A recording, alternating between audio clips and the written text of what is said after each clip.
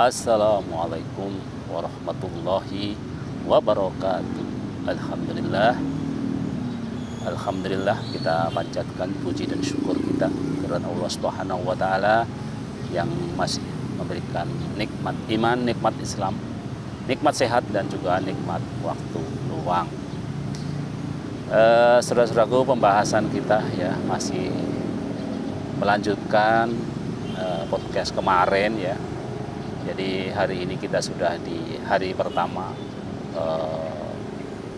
di bulan Ramadan, dan alhamdulillah tidak ada perbedaan di banyak organisasi Islam di Indonesia ya.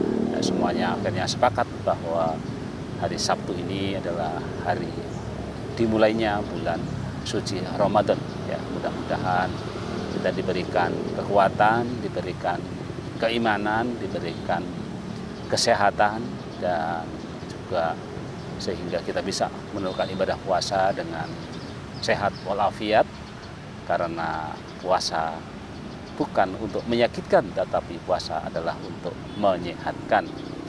Ya, diskusi kita memang arahnya ke sana. Jadi bagaimana puasa itu memang bermanfaat terhadap kesehatan ya, bukan merugikan kesehatan. Bahkan bisa menjadi penyembuh bagi saudara-saudara kita yang hari ini mungkin sedang menderita penyakit-penyakit tertentu, dan puasa merupakan salah satu ya yang mungkin bisa membantu di dalam proses penyembuhan tadi. Ya, kesembuhan memang dari Allah, tetapi usaha kita tentu harus kita upayakan ya. Baik, di podcast sebelumnya kita sudah sampaikan tentang bagaimana puasa itu menguntungkan secara kesehatan kita, dan dibuktikan dengan beberapa penelitian yang sudah kita sampaikan. Dan pada hari ini kita mencoba untuk memberikan bagaimana kiat-kiat kita ya untuk menjaga puasa kita ini memang betul-betul menyehatkan ya. Tentu tidak kemudian seluruh puasa kita itu menyehatkan ya.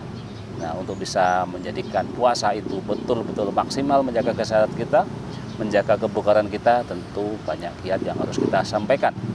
Sebagaimana sudah kita sampaikan bahwa kunci hidup sehat sesungguhnya ada 4 perkara ya. Yang pertama, perhatikan perilaku makan kita, perhatikan perilaku istirahat kita, perilaku tidur kita, perhatikan perilaku aktivitas kita, dan juga kesehatan mental kita, dan jangan stres ya. Jadi itulah yang akan kita bahas ya. Nah, di bulan puasa tentu banyak perubahan-perubahan, dan kita juga harus melakukan itu, dan alhamdulillah apa yang dikatakan sebagai puasa itu menyehatkan itu hanya akan terjadi jika kita memperhatikan perilaku hidup sehat kita, dan juga yang harus kita garis bawahi adalah memperhatikan hadis-hadis ataupun ajaran-ajaran ataupun sunnah-sunnah Rasul yang harus kita lakukan ya, yang kesemuanya ternyata menjamin bahwa puasa kita ini menjadi lebih sehat dan tetap menjaga kebugaran kita. Yang pertama yang akan kita bahas tentu adalah perilaku makan kita yang menjadi berubah ya. Jadi kita makan dimulainya, kalau kita bilang dimulai, bisa kita mengatakan dimulai dengan buka puasa, atau bisa dimulai dengan makan sahur ya.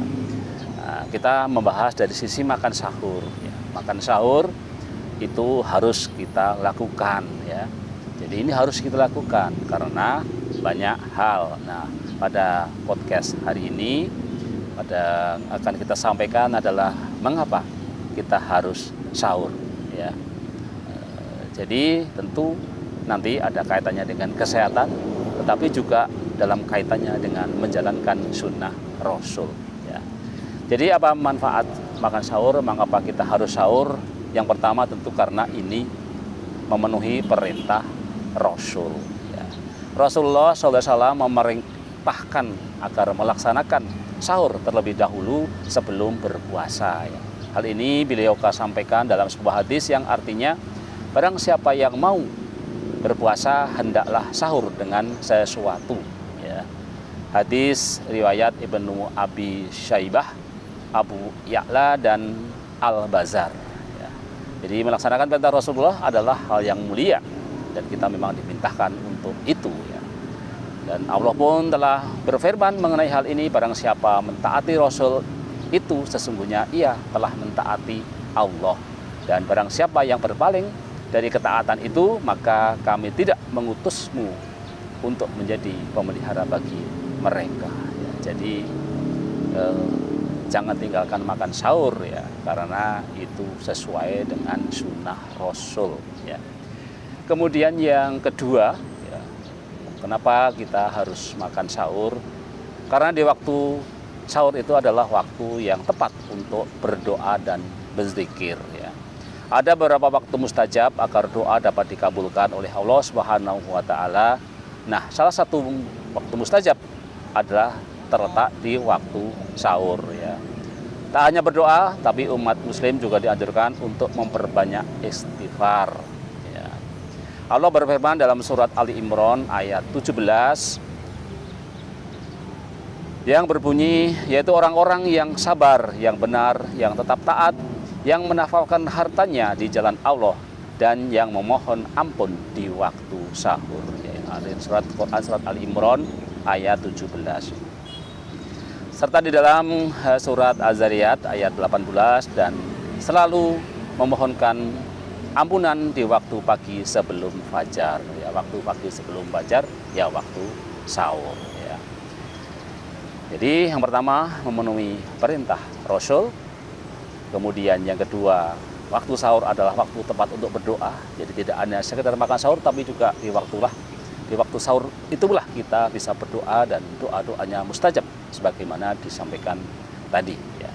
Kemudian yang ketiga ya, mengapa kita harus sahur? Karena akan mendapat rahmat Allah Subhanahu wa taala dan juga malaikat. Semua orang tentu ingin mendapatkan rahmat dari Allah Subhanahu wa taala, dan malaikat pun mendoakan bagi orang-orang yang melakukan sahur. Rasulullah SAW bersabda yang artinya, makanan sahur itu berkah, maka janganlah kalian meninggalkannya meski hanya meminum seteguk air ya. Karena Allah Subhanahu wa taala dan para malaikat mendoakan rahmat kepada orang-orang yang memakan makanan sahur. Hadis riwayat Ahmad nomor 11.003 yang dihasankan oleh Al-Albani dalam Sahih Al-Jami.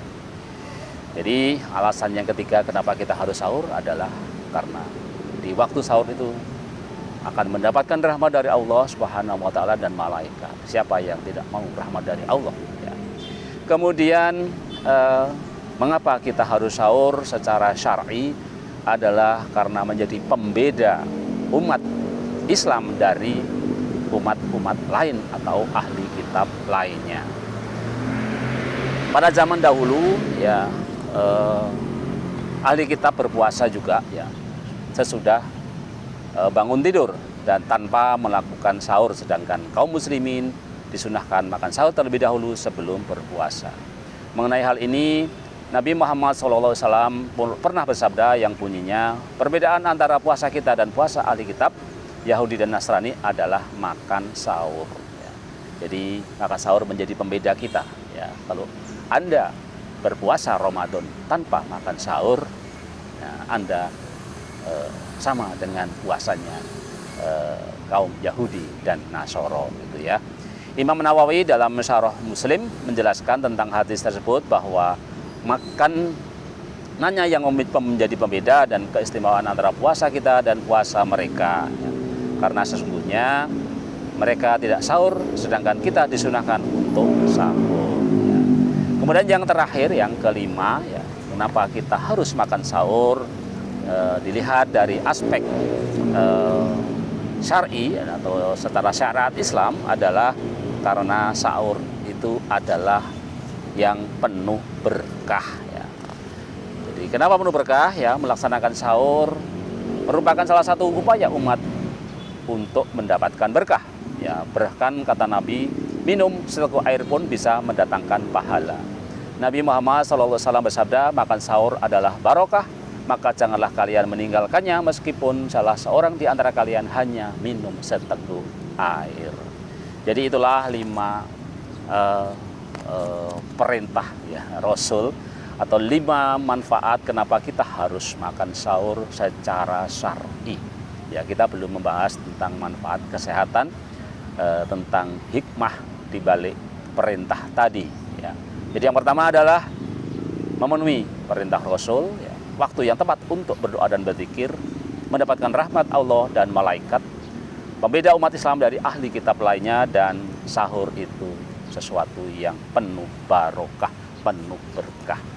Demikian yang bisa kita sampaikan. Kita nanti akan sampaikan tentang apa manfaat sahur secara kesehatan.